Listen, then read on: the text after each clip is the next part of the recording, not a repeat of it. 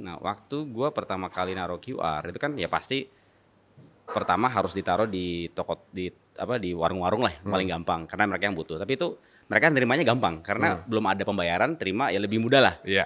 Yang susah kan kalau misalnya kayak di McDonald's gitu, Betul. mereka udah biasa pakai kartu tiba-tiba suruh pakai QR. Akhirnya apa? Akhirnya gue jadi kasir sehari di McD sini. Pertama. You went through this? Ya. Let's find something yang sesuai dengan kompetensi kita. Gue belajar banget be great at something small, then try to be big. Wow. How do you find trust? We can only earn trust kalau Yeah. kita percaya, kalau kita mau percaya sama orang juga. Naik perahu kecil nelayan, pagi-pagi pergi surfing, subuh-subuh balik-balik, biasanya kan harus bayar cash ya. Yeah. Terus wah dompet gue lupa gitu kan, boleh nggak titip jam dulu balik lagi? Terus kata abangnya, hah pusing amat, gopay aja. Gila, gue sampai kayak berkaca-kaca mata gue. Hi, welcome to the Friday Podcast. We've invited our guests to our home Selatan gue dulu tinggalnya sini di seberang nih. Oh gitu. Bangka. Bener, ayamnya yang cuil-cuil gitu kan. to share the other side of every story. Itu luar biasa banget. Dan percaya bahwa rezeki nggak pernah ketukar. Get ready, because we talk, you listen. Ladies and gentlemen, this is your host Iyas Lawrence. Bintang tamu gue adalah seseorang yang you really want to be friends with in LinkedIn. Oh, thank you. Dengan mungkin kalau dilihat orang paling ramai LinkedIn-nya, pekerjaannya, bahkan sampai nggak muat kayaknya LinkedIn-nya nih untuk kasih tahu seluruhnya. But thanks for being here, Mas Aldi. Thank you udah diundang, yes. Kayaknya there's so many things to talk about when it comes to you gitu. All the checklist that you've done gitu. Tapi let's talk from the beginning. Besar dekat Cibubur. Dekat Cibubur, betul, di Cipayung. Di Cipayung lebih tepatnya, Jakarta Timur. Jadi gue rasa nggak bisa gue bilang terlalu jauh dari kota yang metropolitan ini. Nggak jauh, dekat. Nggak begitu jauh. Ya, di sana sih masih lebih jauh lah. Kamu tapi Betul. masih Jakarta. Masih hitungannya. Jakarta. Jadi mungkin sekelilingnya lingkungannya seperti apa tuh, coba dulu. Was it hustle and bustle atau gimana? Di sana tuh waktu itu kompleknya komplek pemerintah, komplek Bina Marga. Oke. Jadi ya sekitarnya masih banyak tanah kosong sih beruntungnya. Jadi masih sempat misalnya ikut lomba tarkam, sepak bola, main ke kali, nyari-nyari udang. Jadi walaupun misalnya sekolahnya di kota gitu, di Haji Nawi, di Pangudi Luhur, tapi pulang-pulang tuh berasa kayak ke tempat yang berbeda dari pusat kota. Oke. Bukannya SMA 8 waktu itu? SMA 8, SMP Pangudi Luhur. Oh, SMP PL, SMA 8. Ya, jadi Al-Azhar PL 8, nyoba-nyoba. Oh, nyoba-nyoba. Sama lah kayak kerjaan. Oke. Dan jiwa nyoba-nyoba itu datang dari mana? Dari bokap? Dari bokap, iya. Oke. Jadi emang dari kecil itu gue tuh orangnya emang penasaran. Oke. Ya jadi kayak salah satu prinsip yang diajarin tuh ya coba aja dulu, berani nyoba semuanya. Bahkan waktu kayak kan aneh banget ya dari Al-Azhar ke PL tuh kan kayak totally different. Betul. Tapi orang tua gue suportif aja, yaudah belajar aja gimana gitu di sana kayak gimana. Jadi yang gue alamin juga ternyata itu berguna banget karena kalau lo lagi mau sekolah, kayak mau kerja, mau bikin startup, itu semakin banyak lo pengalaman yang dari dunia berbeda, lo bisa ngelihat perspektif yang beda dari orang lain. Iya betul. Nah, itu unik banget setelah gue pikir-pikir, pindah dari Al-Azhar ke PL. Yoi. Diskusinya gimana, kayak gue dari sekolah Islam mau pindah ke sekolah Katolik. Ada gitu dong? Ada ya, karena kan ya benar-benar ya beda ya, secara value, secara agama. Cuman Of course. gue ngelihatnya setiap kali pindah ke tempat baru kan gue juga waktu itu gini, orang tua gue agama itu bukan hanya kayak dogma yang lo harus gimana, justru dengan mempelajari agama orang lain, dengan mempelajari budaya orang lain, lo jadi bisa lebih apresiasi apa yang lo punya gitu. Dan ya orang tua gue awalnya juga bingung sih. Itu gue yang ambil inisiatif sendiri sih, tapi kayak mereka bilang oh iya dah. Terus akhirnya gue membawa beberapa teman juga dari Al-Azhar. Jadi kita bareng Untuk ke sana? Iya, ke PL. Jadi ada kayak 4-5 orang lah gitu. Wow. Berarti lo besar dengan keluarga yang open minded sekali dong. Iya. Dengan isinya diskusi gitu. Diskusi, betul. Oke. What kind of discussion as a kid? Macam-macam. Misalnya nyokap gue kan dosen arsitek. Jadi dia cerita gitu kayak oh di sekolah tadi belajar tentang ini, terus muridnya nanya ini. Jadi gue kalau buat nyokap gue tuh fokusnya adalah ilmu. Oke. Jadi di dunia tuh lo jangan ngejar harta, tapi lo bagi ilmu. Nah untuk bisa bagi ilmu kan harus dapat ilmu dong. Iya. Berarti ya gue diajarin untuk baca sama nyokap gue. Jadi gue emang dari dulu hobi baca karena nyokap gue tuh suka banget baca. Iya. Dan Ada unsur pemaksaan dulu?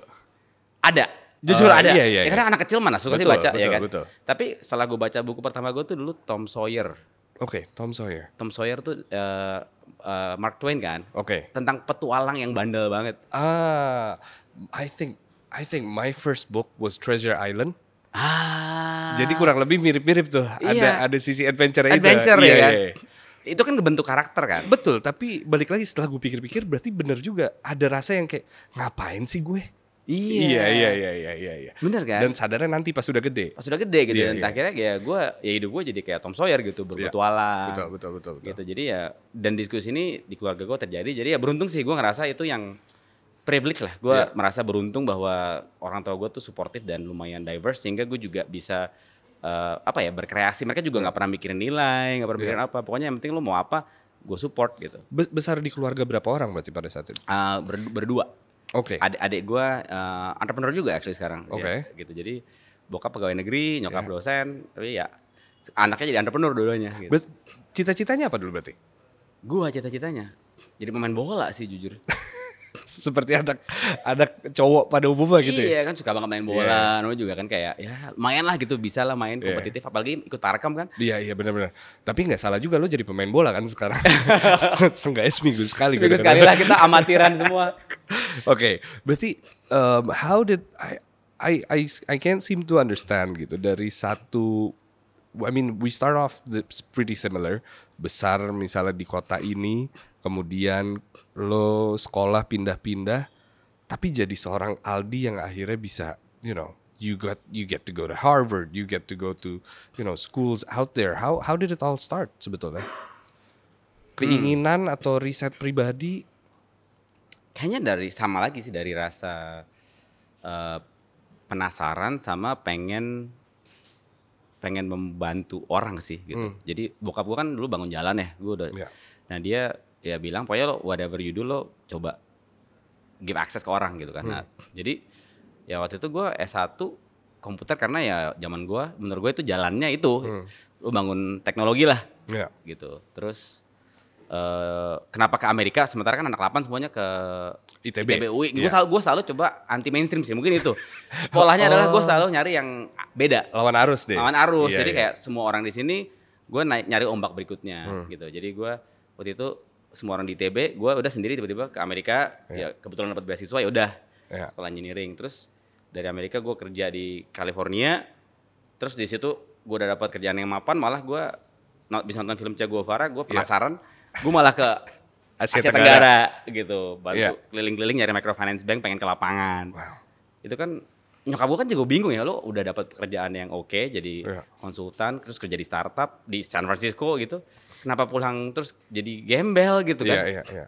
Tapi nggak tahu ya, gue ngerasa kayak hidup cuma sekali kan, gitu. Dan kalau lo dipakai hanya untuk memenuhi ekspektasi orang lain gitu kan, kayaknya sayang gitu. Nah tapi kalau kita niatnya adalah belajar dan berkarya, jadi ya intinya nyari cara untuk kita make something lah, make a difference gitu. Ya lo akan melakukan hal yang nggak konvensional tapi itu menuju ke kebetulan berikutnya. But what I seem to understand bahwa dari semua bisnis yang either you invest atau you help grow, there's always a value in it. Betul. Value apa yang selalu diikat dari zaman dulu lo intern sampai sekarang gitu?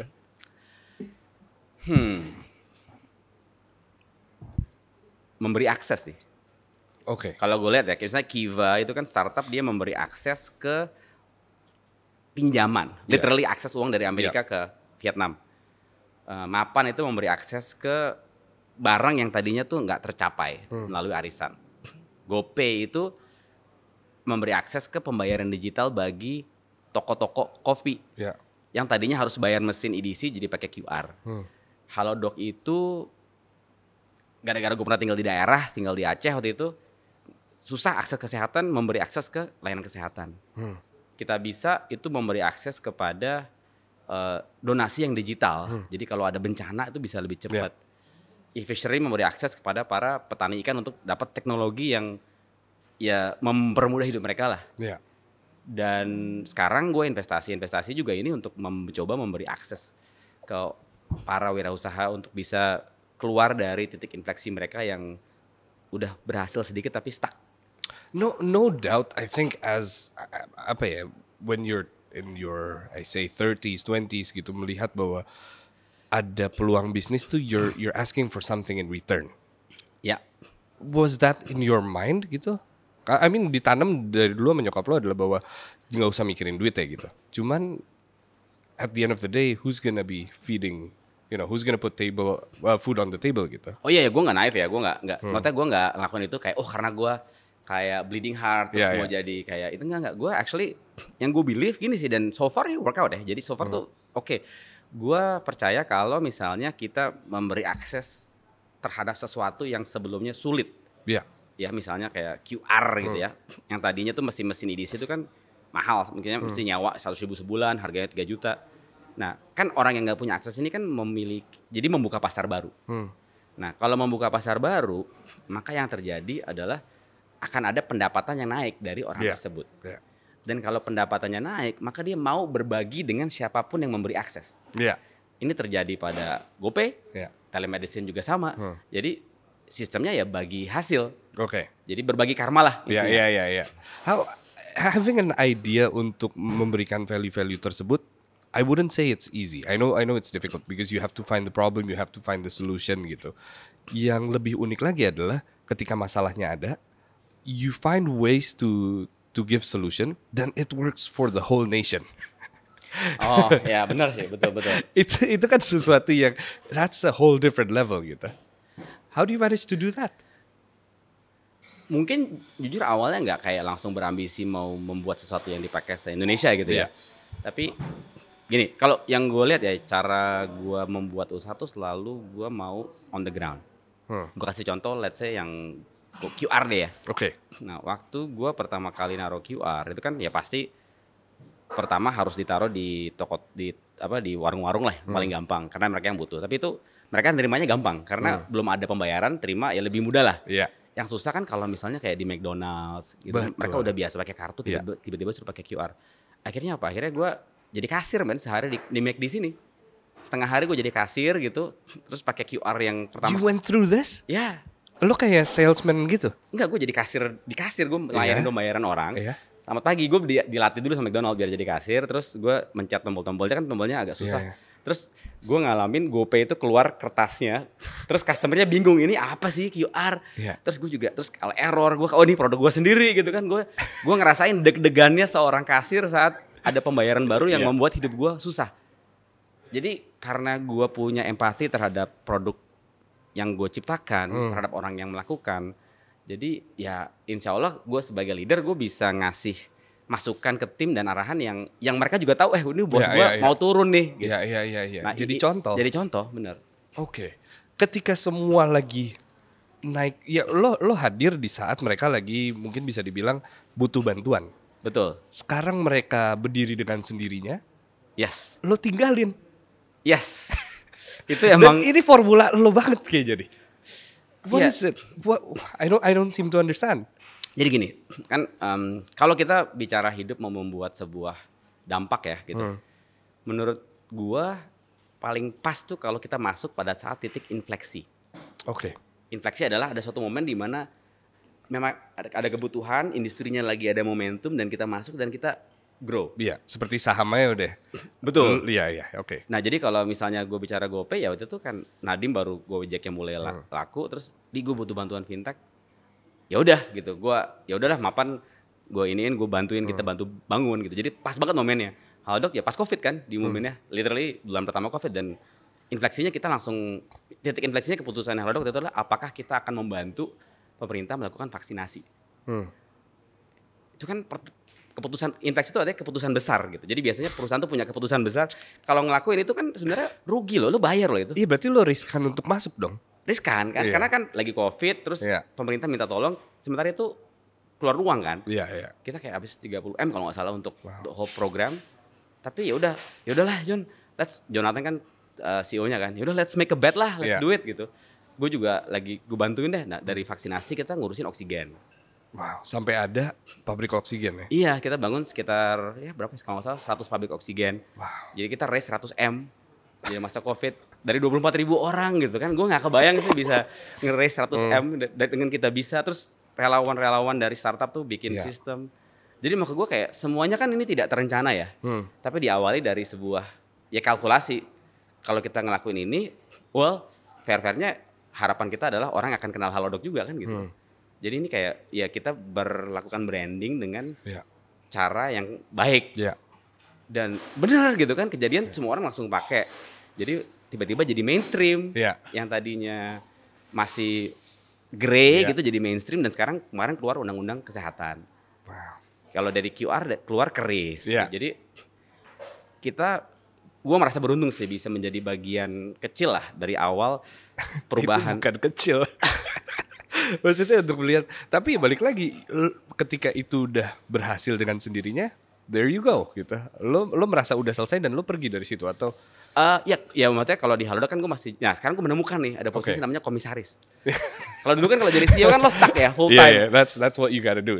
Kalau komisaris kan lo memang memberikan, jadi gue merasa dengan posisi sebagai komisaris kan gue menjadi mentor bagi CEO dan perusahaan gitu kan. Nah sebagai komisaris itu kita membantu mengawasi tapi juga membantu mereka membuat keputusan-keputusan penting yang pada momen investasi tadi. Dan gue ngerasa dengan gue melakukan ini, gue jadi bisa mereplikasi diri gue. Ke orang-orang yang punya passion di bidang yang berbeda-beda. Jadi gue nggak terbatas di fintech gitu. But at the same time, you're putting your money to these very risky businesses as well. Betul. Jadi gue mau nggak mau kan masuk juga ya gitu kan. Awalnya you have to put your money where your mouth is kan.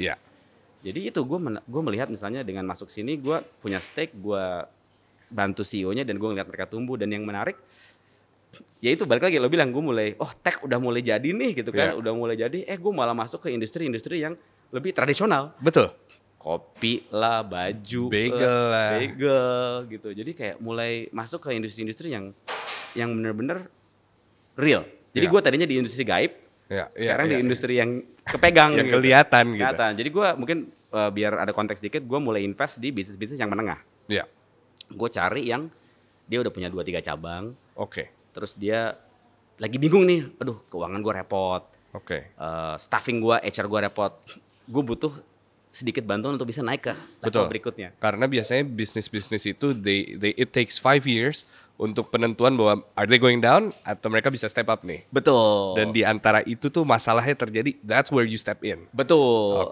Jadi kan awal gue kan teman gue ada yang bilang gitu kayak lo kok jangan invest yang gede-gede doang yang carinya corn-cornan gitu, unicorn gitu kayak tanam jagung. Yang kecil. Indonesia tuh justru kosongnya tuh di tengah.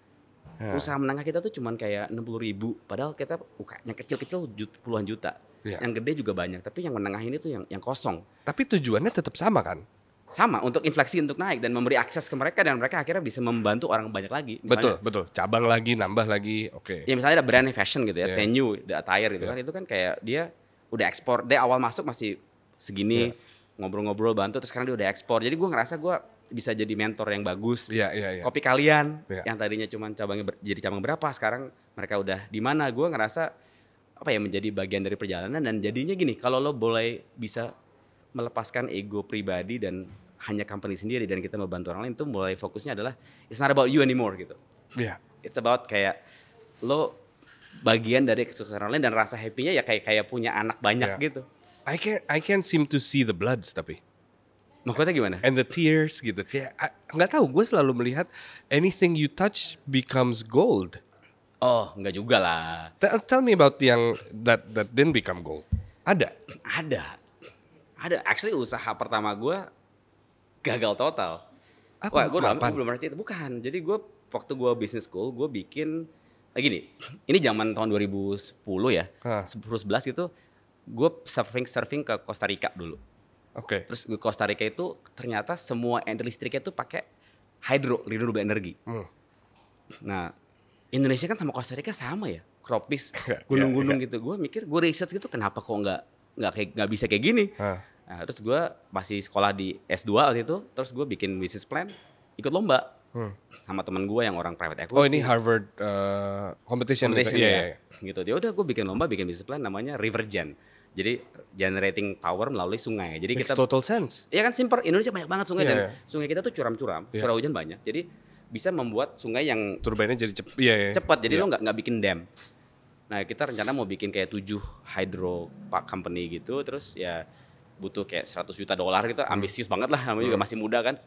Udah terus kita udah sempat raise money, dapat investor, gue sampai hire CEO kan kan Mapan waktu itu menang lomba. Jadi yang GoPay Mapan tuh jadi juara satunya lah.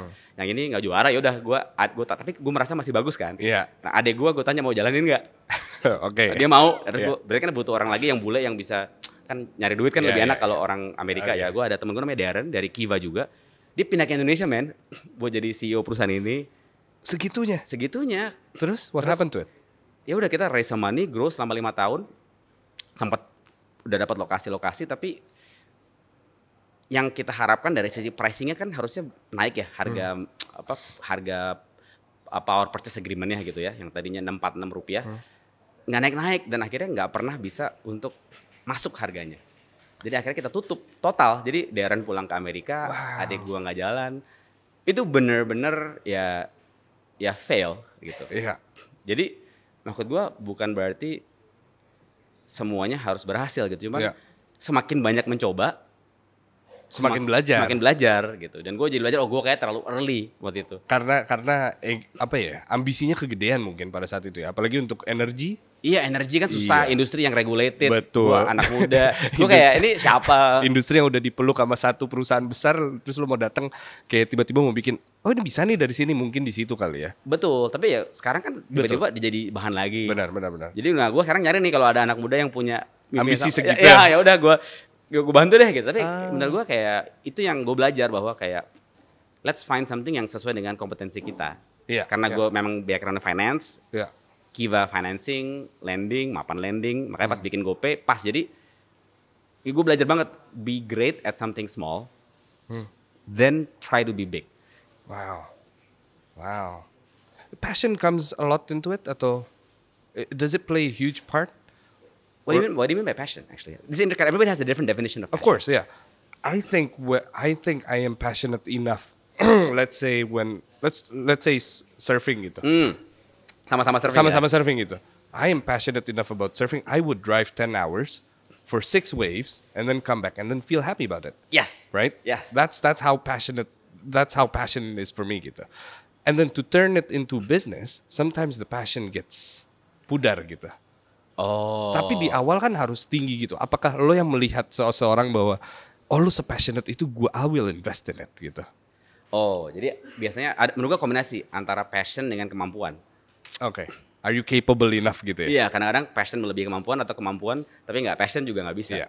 Kalau gue sih prinsip hidupnya adalah apa yang gue kerjakan gue harus bangun pagi dan merasa bersyukur. Iya. Ya kan? Karena gue pengen banget nih gitu. Iya. Makanya mungkin kalau bilang gue tinggalin karena mungkin udah momen yang kayak ya kalau gue di sini hanya untuk memuaskan gue di perusahaan besar jadi ini. Udah nggak ada checklist yang mau dicek lagi berarti. Iya, jadi karena bukan itu tujuan gue, bukan untuk jadi CEO ke perusahaan besar, tapi adalah impactnya tercapai nggak gitu. Wow. Now you're a part of sekarang ke industri yang jauh berbeda lagi. Ini pertama kalinya gue jadi komisaris di industri yang nggak ada hubungannya sama teknologi. Awalnya. Tawarannya dari siapa pertama? Dari Angga. Oke, berarti he's a good pitching guy. He pitches really well. Did he pitch this to you atau gimana? Apakah dia memberikan mimpi bahwa Indonesia akan menjadi sineas nomor 1 gitu-gitu atau how was that first meeting? Oh, actually gue kenal Angga udah lama. Oke. Jadi Angga itu adik ipar dari karyawan kelima gue di Mapan. 10 tahun lalu, lu bayangin. So gila, oke. Dan waktu itu dia punya filosofi kopi, kalau nggak salah butuh orang buat ngisi bioskopnya. Mapan tuh sebagian karyawannya ikut. Waktu awal kan masih awal banget tuh filosofi kopi pertama. Nah, tapi gue keep in touch lah. Terus beberapa tim gue masuk sana. Jadi gue tuh udah semua yang gue jadi komisaris ini gue udah kenal bisa 10 tahun. Baru gue mau jadi komisaris. Oh gitu, oke. Karena gue udah bantuin. Caranya gimana? Angga actually ngajak gue invest dulu di film. Film pertama lo berarti?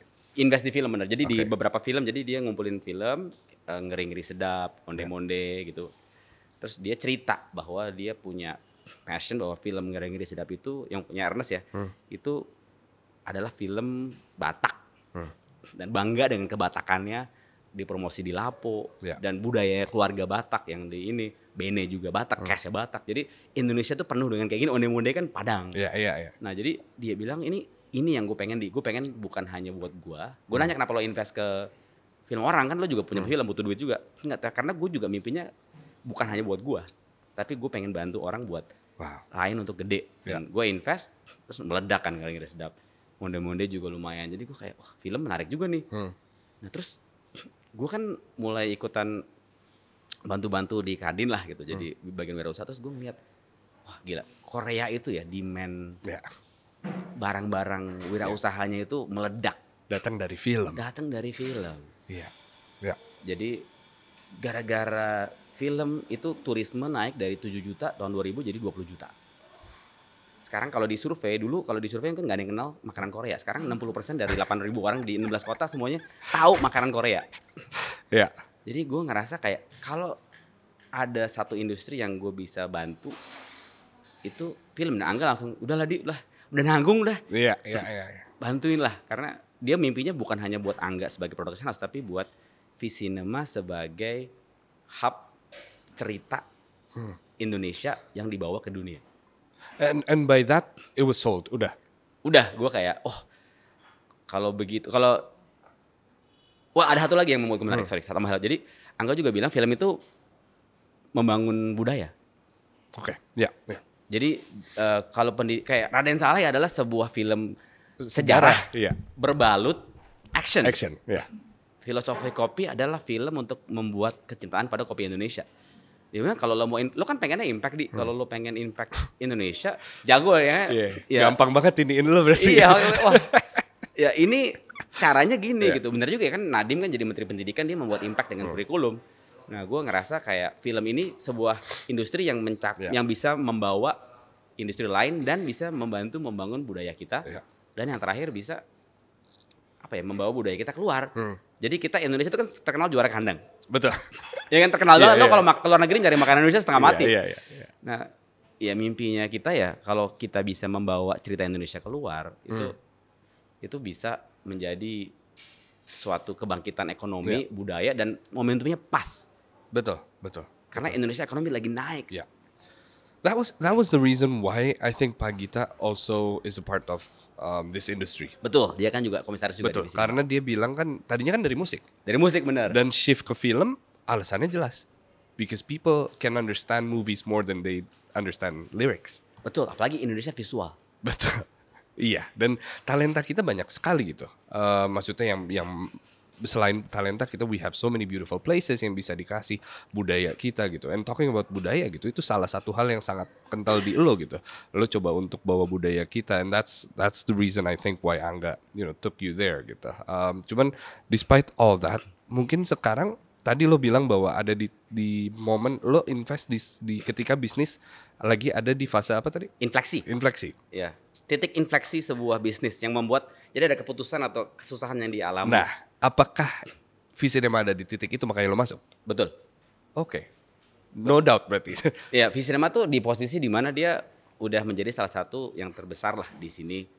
Tapi gimana caranya bisa naik ke next level? Gue kasih contoh ya. Oke. Angga itu kan kita salah satu yang baru gabung tuh Pak Heri. Yes, dari Disney. Dari Disney. Wah, keren banget men pengalamannya untuk. Dari Disney bukan sembarangan Disney, CEO Disney Indonesia. Dan sebenarnya di Unilever kan. Yeah. Jadi profesionalisme yang dibawa. Karena kan image orang kalau industri film tuh kayak artsy gitu. Yeah. Tapi kalau lo lihat di Amerika atau di Korea itu film itu profesional. Yes. Yeah. Dan gue kalau lihat menurut gue ya ada potensi Indonesia sama Korea tuh paralel banget. Jadi Korea tuh mulai bangkit tahun 90-an.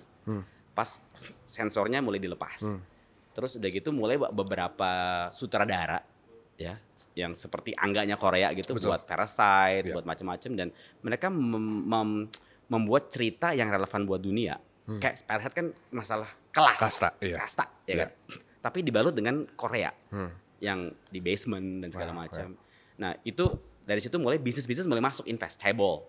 Jadi CJ tiba-tiba invest yang gue ketemu itu masuk. Nah, dari situ mulai talenta mulai masuk. Karena uang mulai masuk. Talenta mulai masuk, makin develop filmnya, makin bagus kualitasnya, lama-lama bisa menang Oscar. Kita belum di situ berarti. Nah, kita masih di tahap awal nih. Direkturnya nih, saudara-saudaranya nih mulai bangkit. Ernest. Iya. Jadi Ernest juga dulu bantuin gue di GoPay by the way. Dia bikin. Oh gitu? Iya, kayak semua skrip-skrip gitu dia yang bikin ya. Oke, kerjaan kolektif berarti. Iya, makanya jadi gue kayak ini bener-bener kayak pas banget momennya dimana ada Angganya, mulai ada direktur-direktur lain, Mila segala macam. Nanti kita kalau kita gabungin itu kita masukin sekarang investor-investornya sama talentanya. Lama-lama kita bisa naik kelas dan ya dari nomor 6 kalau bisa jadi nomor 3, nomor 2, why not gitu. Development seperti apa berarti that can shape the future of entertainment industry? Yang pertama adalah dari sisi chaebol atau investor itu ya nggak cuma Pak Gita doang. Betul. Kalau seluruh industri bisnis itu mulai melihat film itu sebagai bukan hanya hiburan, tapi tempat mereka bisa menjadi bagian dari cerita. Oke. Kayak misalnya pintu di Raden Saleh kan itu bagian kripto tuh bagian dari ceritanya kan. Nanti 13 Bom juga akan gitu. Jadi karena kebanyakan sekarang industri itu kalau bikin iklan gitu, jualan. Padahal kan kalau lo bagian dari cerita kan lebih intim, lebih emotional. Nah itu berarti that's where you come in and talk to these investors berarti. Iya, ya investor, eksekutif. Jadi memberi visi bahwa hey film itu bagian. Jadi kita tuh perang budaya ini bersama-sama guys. Lo boleh berantem di negara sendiri. Tapi kalau kita bisa sama-sama invest dan nyumbang kontribusi ke industri film, kita bisa bawa Indonesia naik. Dan kalau Indonesia naik, akses kan balik lagi. UKM kita punya akses jualan di luar negeri. Dan ya pribadi, privately ya yang gue invest juga bisa naik kelas juga kan. Jadi ya menurut gue nggak ada masalah lo punya kayak selfish interest. Tapi asal itu bagian dari sebuah greater good. So, I mean I do understand bahwa the whole country of this planet is competing to be the number one entertainment industry. Pasti. Semuanya kan? pengen kan? Semuanya pengen gitu. How long do we have? Nah, I think the way to look is not about how long ya. Tapi it's about apa keunggulan kita dibandingkan dengan negara lain. Budaya salah satunya. Iya, jadi misalnya kayak kenapa sih Korea bisa maju? Karena mereka budayanya rich. Bahasanya actually beda. Kalau bahasa beda tuh lebih untung. Masa sih? Iya, karena penontonnya otomatis akan nonton film lokal. Iya. Simply gitu kan, karena lo ada barrier to entry yang kalau nggak segampang itu. Apalagi di Indonesia makin banyak bioskop di kota tier 2. Berarti ini buat negaranya sendiri ya? Kita belum ngomongin globalnya. Iya kan, untuk bisa kita kuat di global, fondasi kita harus betul, kuat. Oke. Jadi sebelum pandemi tuh 38% film di bioskop tuh film Indonesia. Tahun ini kayaknya hampir lebih dari setengah udah. Wow, luar biasa. Yang ditonton ya. Nah kalau itu bisa kita terusin, lama-lama kan modalnya kuat, cashnya naik. Lama-lama kualitas naik dong pasti. Nah, kualitas naik, nah baru kita mulai bisa bikin co-production. Jadi kita co-produce sama Korea, kita co-produce sama Amerika, sehingga kita juga naik kelas gitu. Nah baru talentanya kita ajak pulang, diaspora film kan banyak tuh. Kita bawa pulang sehingga menjadi era kebangkitan. Nah itu yang gue ngelihat, ini kayak fase QR belum keluar gitu loh. Masih early banget. Dan V-Cinema tuh hanya salah satu dari banyak yang akan bareng-bareng naik gitu. Wow. Nah, this is very unique karena it's apa ya? It's like a time bomb tapi. Karena siapa duluan yang mau kerjasama dengan negara paling bagus yang sedang naik? Kalau lu ngomongin co-produce ya? Iya, co-produce betul. Karena kayak gue yakin Hollywood sekarang lagi ketar-ketir gimana caranya gue bisa co-produce atau gue lawan nih. Betul. Hollywood ya, betul kan karena mereka tersaingi kan. Iya. Nah kita berarti gimana nih posisinya sekarang? Masih PR-nya masih banyak banget nih. Masih banyak, tapi untuk kita gini, menurut gue salah satu isu dari semuanya itu adalah di atas langit ada langit. Ya kan? Gini deh gampangnya, waktu gue di GoPay, salah satu investor gue yang gue cari adalah PayPal, Visa. Ya kan, mereka masuk kenapa? Karena gue pengen belajar dulu gimana caranya bisa bangun segede gitu kan. Dengan mereka masuk atau sama Google sama Facebook juga kan. Oh gitu caranya. Nah, V-Cinema juga sama. Gimana caranya kita co-produce dengan Korea sehingga gue bisa belajar kita tuh sejauh apa sih? Karena kalau lo nggak tahu sejauh apa lo akan ngerasa raja di negara sendiri. Benar. Nah itu kadang-kadang isunya itu kan. Nah kalau kita bisa gitu, nah kita ikut. Menurut gue Korea juga tertarik sama Indonesia. Karena Indonesia kan besar pasarnya. Dan artistik talentnya juga tinggi. Karena gini, negara kita tuh kalau disuruh saingan paling efisien sama Vietnam sama China, susah. Tapi kalau ditanya lebih nyeni mana? Borobudur. Iya kan? Itu semuanya tuh udah dari zaman dulu tuh. Betul. Ke Bali semuanya kita tuh banyak produk kita ya. Makanya gue banyak investasi fashion juga tuh. Kayak sepatu kita tuh sepatu paling beken di Jepang. Salah satunya tuh merek Indonesia namanya Sriwijaya. Wow, I didn't know this. Namanya Jiaran Sriwijaya. Gue lagi ke Takashimaya. Sepatu paling bagus apa? Jepang kan terkenal tuh sepatu kulitnya. Sama pelayan sama orangnya bilang, "Oh, Jiaran apa? Jiaran Sriwijaya." Nah, Jiaran tuh artinya jalan. Jalan Sriwijaya Bandung, men. Dan itu harganya tuh 50.000 yen gitu. Jadi kayak mahal banget. Kualitasnya kualitas kayak Louis Vuitton gitu. Gila.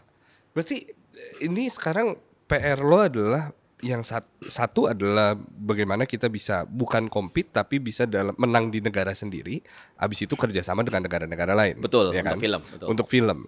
This doesn't apply to your other businesses, dong. It's or can it? Because this isn't copy pasting from GoPay atau Halodoc atau Kitabisa. Betul, beda. Karena ini bukan teknologi. Iya. Tapi iya benar. Jadi gue ngerasa ya, kalau kita mau bersaing di teknologi aja, technical talent kita kan masih butuh waktu untuk develop juga.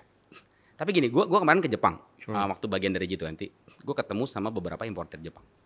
Salah satunya adalah si importer yang sepatu Sriwijaya ini. Oke. Dia bilang Aldisan, namanya Yokose-san. Gue tuh udah ke banyak negara.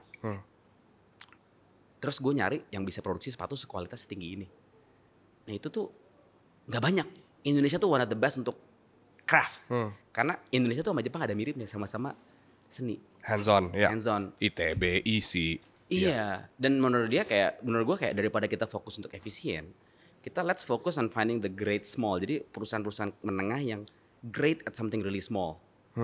Misalnya kayak ya tadi Sriwijaya, atau ada perusahaan furniture juga banyak, ada Sukacita, ada macam-macam ya, ada Laima yang jam gitu. Nah itu kalau mereka bagus sesuatu, nanti kita pas ekspor tuh lebih kuat karena emang ada Udah pasti, udah jamin ya. karena kualitasnya bagus. Jadi it's not about scale, it's about being great at something yang unik dan itu bisa kita bawa keluar. Jadi kita mendingan jadi LVMH-nya Asia daripada jadi pabriknya Asia. Oke. Itu hipotesa ya, hipotesa. Iya, Dan ini satu cara untuk membuat produk kita laku di luar adalah dengan budaya. Jadi nyambung sebenarnya. Iya. Jadi kalau bicara fase ini gue lagi ingin, ibaratnya gampangnya kalau film itu angkatan udara, kita ngasih cover sehingga semuanya tuh bisa perangnya jalurnya lebih, aksesnya lebih besar. Angkatan daratnya ini gue bantu di Kadin, gue bikin hubungan sama Jepang untuk kemarin kita koneksiin Jepang dengan Indonesia untuk bisa jadi jalur ekspor buat yang kecil-kecil. Jadi angkatan daratnya. Jadi setelah pesawatnya udah datang, yang darat tidak nyerbu gitu. This is a whole new skill yang dulu nggak pernah dipakai berarti ya? Atau dulu maksudnya bukan menjadi main skill lo deh gitu. Dulu kan lo lebih teknologinya, developmentnya gitu. Ini sekarang lebih kayak komunikasinya dan cara kita kerjasamanya berarti. Actually sama skillnya. Oke. Mungkin gini paralelnya. Actually this is pertama kali gue mikirin ini sama. Jadi gini, untuk bisa GoPay seperti GoPay kan gue harus sama belajar. Iya. Jadi gue setiap kali gue partner dengan Visa, PayPal, Facebook itu gue harus meyakinkan mereka bahwa kita layak untuk dijadikan mitra. Betul juga. Iya. Dan itu gue keliling gue terbang keliling. Berarti pembuktian tuh nggak cukup ya? Nggak cukup. Ya waktu itu kan kita masih belum apa-apa kan, masih kecil kan. Iya. Mereka harus make a bet on somebody kan. Yeah, but I thought if it was good enough, it will speak for itself.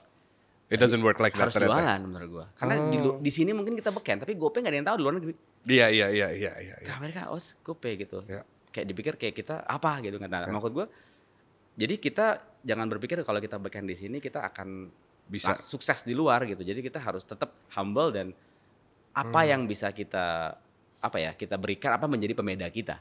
Yeah. One of my favorite stories from you adalah when you went surfing, lo dibawa sama kapal jauh terus balik lagi lo dompet ketinggalan. Oh iya itu gila sih. That had me smiling. If you can tell it again. Ya jadi gue di Bali itu kan kita kalau surfing suka naik perahu ya. Betul. Ke Reef lah tengah-tengah. Reef ke bandara gitu. Terus gue naik perahu kecil nelayan. Pagi-pagi pergi surfing, jam subuh-subuh balik-balik. Biasanya kan harus bayar cash ya. Yeah. Terus gue, dompet gue lupa gitu kan. Sementara gue villanya lumayan jauh kan tempat nginepnya. Aduh bang, lupa nih bang, nggak bawa dompet gitu kan. Boleh nggak titip jam dulu balik lagi? Terus kata abangnya, pusing amat, GoPay aja. Gila, gue sampai kayak berkaca-kaca mata gue. Kayak karena nelayan itu kan yang benar-benar jauh gitu kan. Tapi kayak dia aja kayak, kok ribet amat sih GoPay aja. Dan yang disebut GoPay gue happy banget dong. Iya. Jadi kayak dengan gue langsung ngeluarin handphone, gue bayar pakai QR, gila. Gue langsung foto sama orangnya gitu kan. Dia nggak tahu tuh lu siapa pada saat itu. Dia nggak tahu gue siapa. Dia mah bingung nih kenapa orang heboh banget tiba-tiba nyuruh foto segala macam.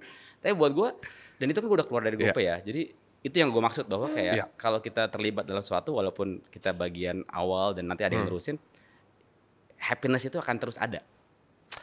Ego lu diturunin berarti ya? Iya, pasti dong. Karena lo tiba-tiba ya udah bukan pejabat gitu. Iya, ibaratnya gitu. Lu udah di luar masa jabatan. Iya.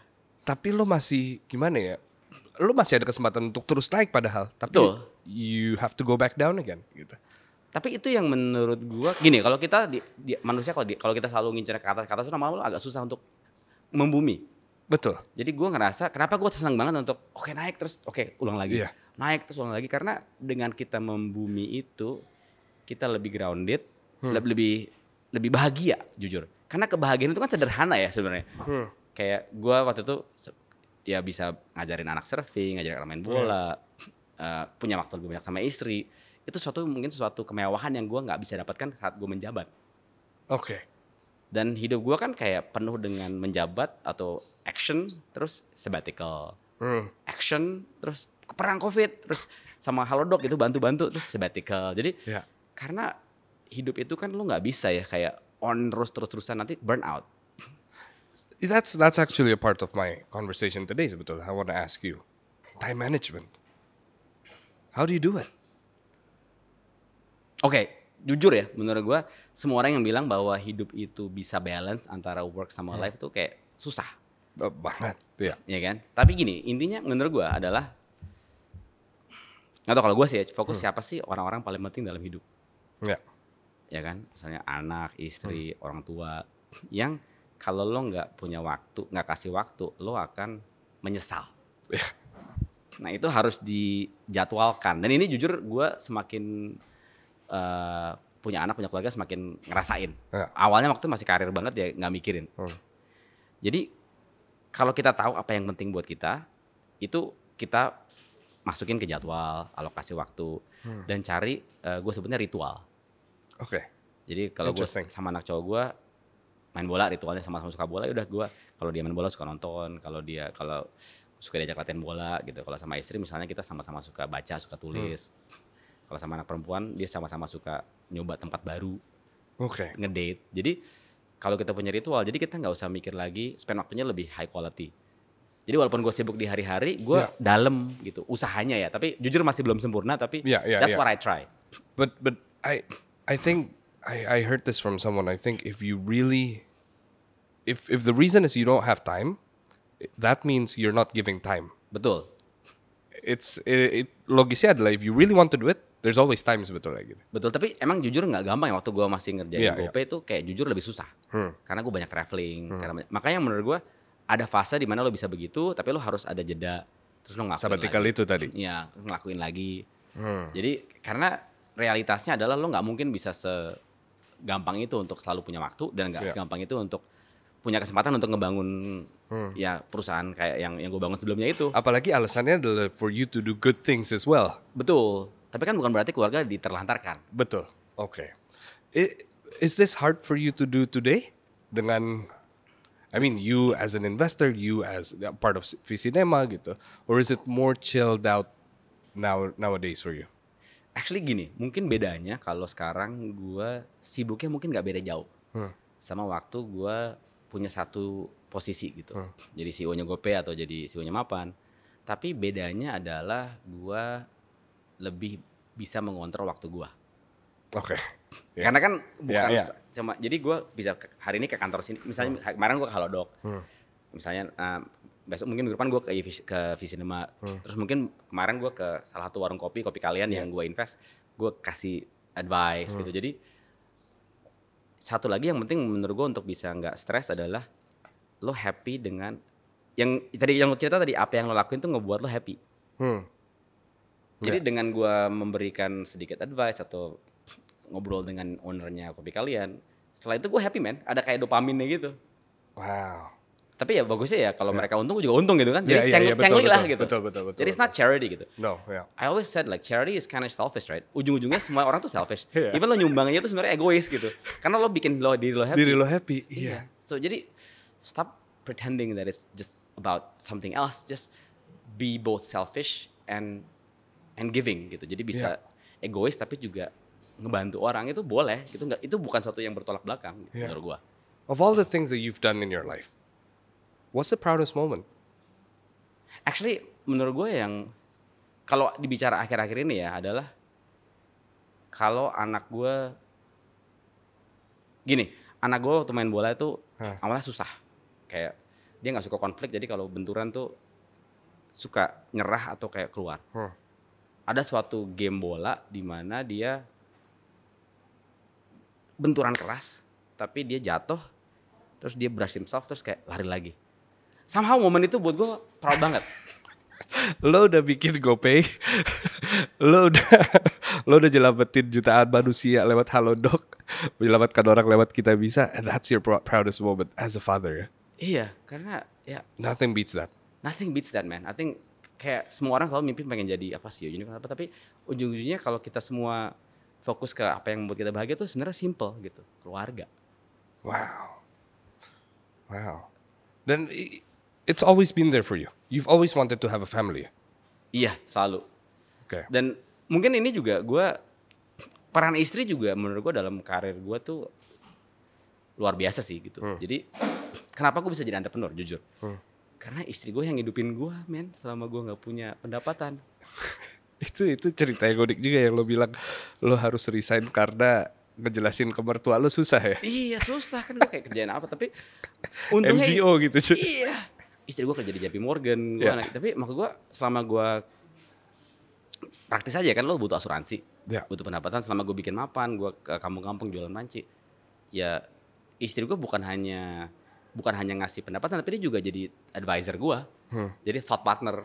Wow. Dan itu menurut gue yang gue merasa beruntung juga sih. Jadi I think life is all about partnership ya. Kalau ya, dan itu gue ngerasa kayak selama ini gue beruntung mendapatkan orang-orang yang menjadi supporter gue. Dan bahkan rekan bisnis gue itu selalu sama. Kayak ada band dari Amerika, dari Kiba. Gue kerja sama dia dari tahun 2004, bayangin. Wow. Junaidi juga kayak partner gue juga dari 2008 gitu di BC. Jadi somehow I have a support system yang gue bersyukur banget sih. How do you find trust? Kita hanya bisa mendapatkan kita gini, we can only earn trust kalau kita percaya, kalau kita mau percaya sama orang juga. Oke. Jadi gue ngerasa kayak banyak orang bilang gue terlalu trusting. Yeah, which is bad for an entrepreneur katanya. Katanya bad, tapi jujur aja ya, gue ngerasa dengan gue kalau ngomong itu selalu, kalau orang bilang kayak put your heart in your sleeve, lo apa adanya deh gitu, itu malah membawa kayak rezeki karena rekrut orang juga, ya udah gini deh gue gitu, keadaannya gini, gue orangnya direct banget gini. Dan itu akhirnya karena warlonya berani untuk trusting, berani untuk vulnerable ya di depan tim gitu, itu akan ngebuat orang lain juga trust kita. Jadi karena itu dua arah kan. Iya. Dan akhirnya banyak orang yang udah kerja di Mapan, sekarang kerja di Visinema. Jadi kayak di GoPay, jadi muter-muter tim gue juga di e-fishery. Does luck play a huge role? Oh banget. I think anybody that says, banget. Are you consider yourself lucky? Banget, kayak ya gue ketemu kayak Jonathan, teman SMP gue. Wow. Ya kan, terus Nadim used to intern for you ya? Nadim dulu intern di Mapan. Karena gue bilang ke dia, lo kan nyokap lo banyak kenal orang yang punya duit ya. Gue mau fundraising nih, gue nggak kenal, boleh nggak lo summer ini kenalin gue ke mereka? Terus dia ya udah, dia beneran summer itu kerja, keren banget, dan dia dapat mulai mikirin Gojek saat itu juga. Dan gue pas dia minta bantuan gue untuk kesini, seneng banget, kita come full circle. Bahkan kantor Mapan sama GoPay kan, Gojek kan satu gedung, satu rumah di Ciasem dulu. It's like you don't hear these stories nowadays, to be honest with you. Maksudnya gimana? What stories? I mean, Steve Jobs making computers out of his garage. Oh. You know, you don't hear these stories nowadays yang karena people want it really quickly. It's all about the progress kan gitu. Lo dulu seperti apa, dulu kerjanya seperti apa. Jarang sekali anak zaman sekarang tuh mau melewati progress itu atau proses itu. Oh, ngerti. They want to be in your position right now without having to deal with the past. Oh. Apakah itu sebuah gambaran yang buruk, yang baik, atau are we building visionaries now atau gimana nih? Gini, menurut gua nggak ada salahnya dengan orang pengen cepet naik. Cuman, dan actually kalau semua orang punya mimpi yang besar, itu lebih baik daripada nggak punya mimpi. Oke.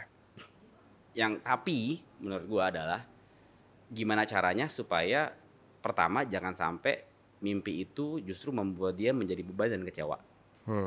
Kalau nggak berhasil? Kalau nggak berhasil, karena kan lo mimpinya, lo ada pressure mau jadi startup CEO unicorn. Tapi kan nggak semua startup jadi unicorn. Atau ada pressure mau menjadi chain restoran terbesar. Tapi what's wrong kalau ternyata nasi kapaunya itu adalah yang terbaik. Misalnya coffee shopnya adalah coffee shop yang fokus ke kaum difabel dan itu terbaik untuk segmennya. Yeah. Dan di Indonesia ada 10 dan semuanya untung nggak ada salahnya. Yeah.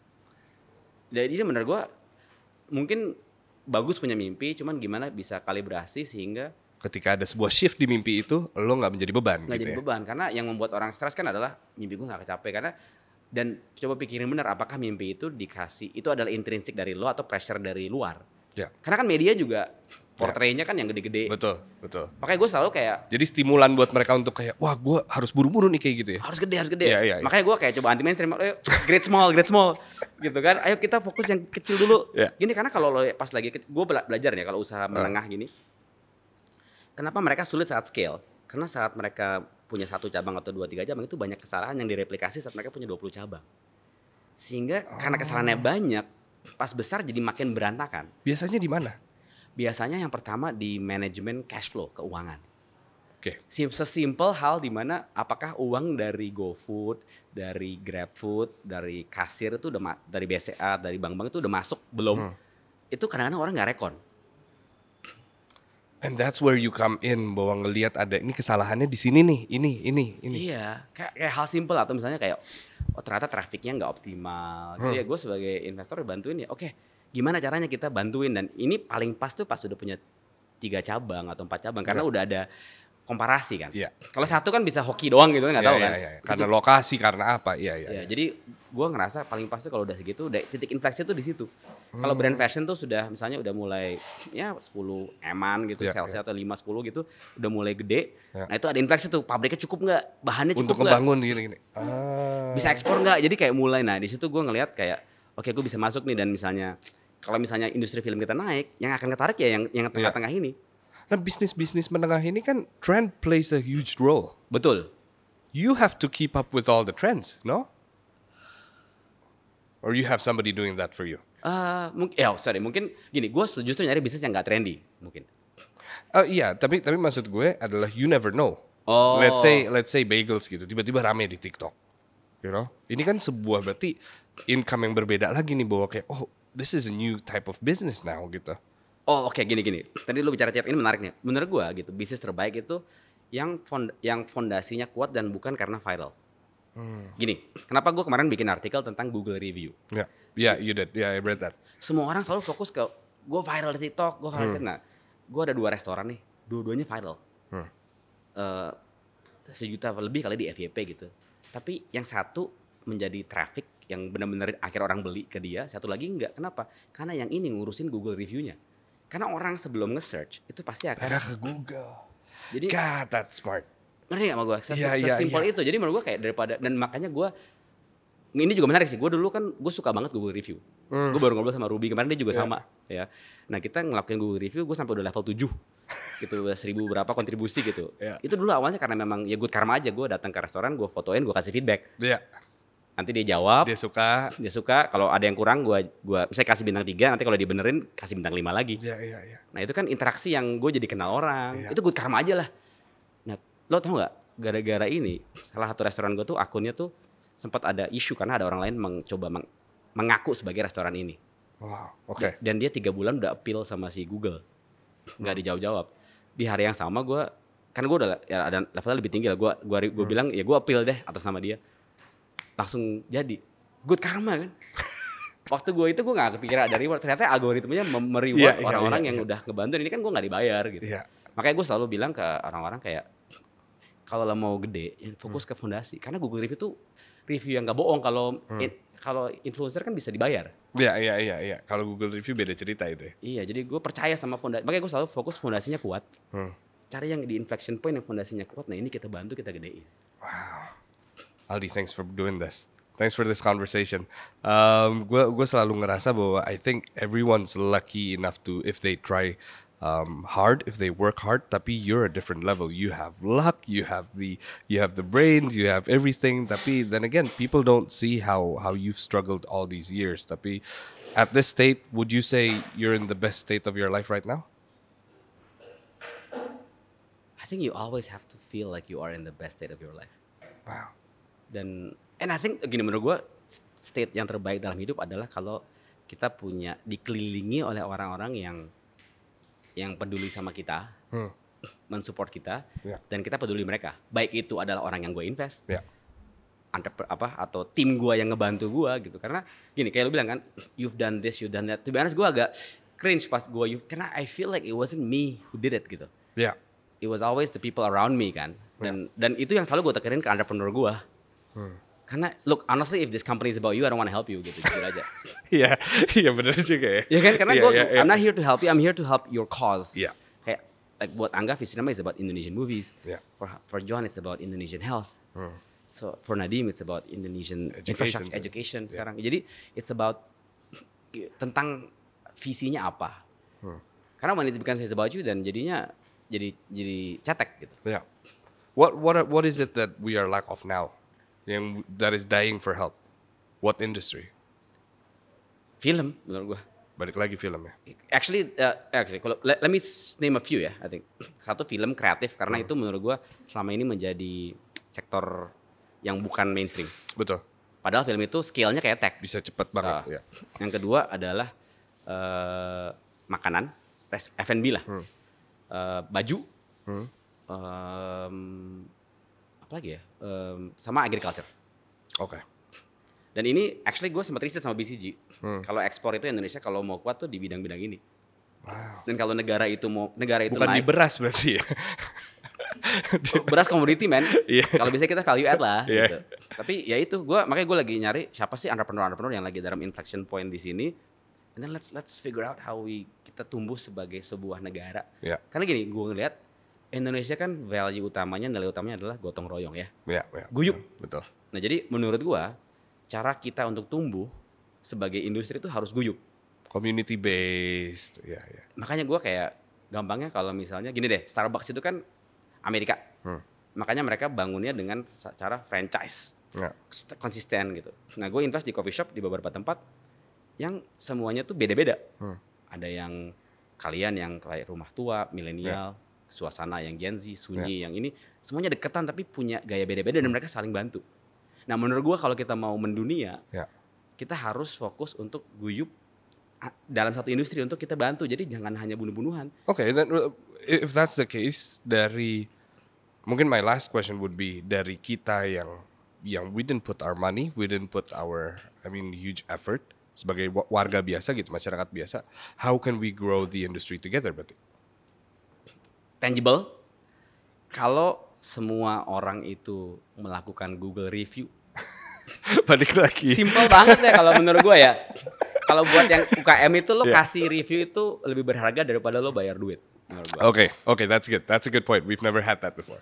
Kalau yang kedua, kalau buat film, nonton film Indonesia dan share kepada orang-orang yang belum pernah nonton film Indonesia. Kalau di Netflix itu kan ada tombol tuh like, pencet tuh tombol gitu, biar orang di Amerika lihat like-nya banyak. Itu ngaruh ya. It's simple things gitu, kayak menurut gue kayak kadang-kadang lo udah difasilitasi sama teknologi ini, kok nggak lu pencet gitu ya masalahnya? Iya paham. Kayak misalnya lo suka bubur Tanjung gitu ya, lo kasih bintang 5 gitu kan, biar ada, terus bikin review pakai bahasa Inggris biar orang boleh kalau baca lihat gitu kan. Jadi kadang-kadang it's like simple things in life. Dan gini, gue ngeliat kalau kita melakukan, bisa Google, bisa apapun lah, kalau kita GoFood review misalnya, apapun GrabFood, itu kalau kita ngelakuin itu kita juga belajar juga kan. Karena you jadi berpikir kritis dan lo jadi belajar banyak industri. Iya. That makes total sense. Luar biasa. Aldi, thank you so much for being here. Thank you banget. Terima kasih. Ada lagi yang mau ditambah dari lo? Mungkin the next step of Visinema gitu yang sedang lo kembangin bertiga? Ya mungkin kalau dari gue, buat ini kan makna kan audiensnya kan lumayan beragam. Ya betul. Iya kan. Dan banyak ya talenta berbakat. Ya. Gitu. Kita lagi butuh banget sih talenta yang tertarik untuk masuk ke industri-industri yang mungkin bukan mainstream. Okay, what are we talking about? Misalnya ya kayak gitu kan. Scriptwriters gitu. Orang yang tertarik untuk belajar megang kamera, megang apa, orang yang tertarik untuk berkreasi. Betul. Terus nggak cuma itu, buat orang-orang yang lagi mengkonsider karir misalnya di corporate, mungkin bisa mau bekerja di perusahaan yang menengah. Iya. Karena lo kalau semuanya pasti pengen kerja di perusahaan yang blue chip. Tinggi. Ya. Tapi kalau lo kerja di perusahaan yang menengah, yang ke medium size coffee chain, lo akan belajar lebih banyak karena lo lebih dekat dengan Growth. dengan action, dengan orang-orang. Dan kalau kita lebih aware terhadap yang menengah-menengah, talenta itu akan masuk ke sana, masuk ke studio-studio menengah juga. Lama-lama industri ini akan kuat karena ujung-ujungnya semua itu berubah bukan karena uang, tapi karena passion dan talenta dari orang-orang pemuda-pemudi di Indonesia. Luar biasa. Thank you so much once again. Kalau gitu nama gue Yas Lawrence. Nama gue Aldi Hari Pratomo. And I'll see you guys next week. Bye-bye.